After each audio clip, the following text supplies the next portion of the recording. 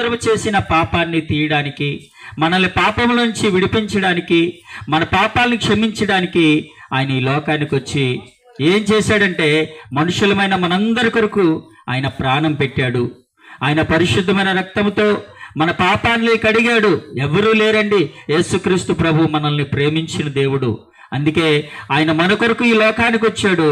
ఆయన చెప్తున్నాడు, ఇదిగో మీరందరూ కూడా పరలోకానికి వెళ్ళాలంటే నా యందు మీరు విశ్వాసం ఉంచండి, నేను పైనుండి పరము నుండి వచ్చిన దేవుణ్ణు అని చెప్పినప్పుడు అనేక మంది ఆయన్ని దేవుడిగా నమ్మలేదు.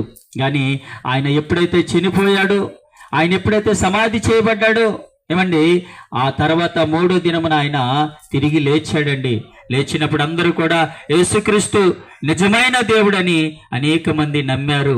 నమ్మిన వారందరికీ కూడా ఏం కలుగుతుందంటే, యేసుక్రీస్తునందు విశ్వాసం ఉంచితే మనందరము కూడా పాపము నుండి మనము విడుదల పొందుతాము, నిత్య జీవానికి మనం చేరుతాము. ఎందుకంటే మనము చనిపోతాము, కానీ ఏమండి మన శరీరము, ఏమండి ఎప్పుడైతే మనం ఈ శరీరాన్ని మనము చనిపోతామో, ఈ శరీరం ఏమైపోతుందంటే మట్టిలో కలిసిపోతుంది. కానీ దేవుడు మనకిచ్చిన ఆత్మ, ఏమండి మనలో దేవుడు పెట్టిన ఆత్మ ఎక్కడికంటే ఆ పరలోకానికి చేరాలి. ఏమండి మనము ఆ పరలోకానికి చేరాలంటే ఈ భూమి మీద మన పాపపు జీవితాన్ని మనము మార్చుకోవాలి. ఏమండి చూడండి, ఒక మాట, మనము సాధారణంగా అందరము కూడా ఏం చేస్తామంటే మనం కోపపడుతూ ఉంటాం.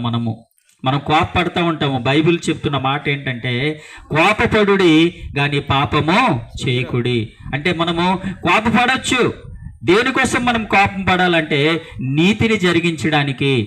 ఏమండి ఒకరికి నీతి మనం నేర్పించడానికి మనం కోపపడాలి. కానీ మన కోపము ఎదుటివారి ప్రాణాన్ని తీసే విధంగా, ఏమండి ఎదుటివారికి హాని చేసే విధంగా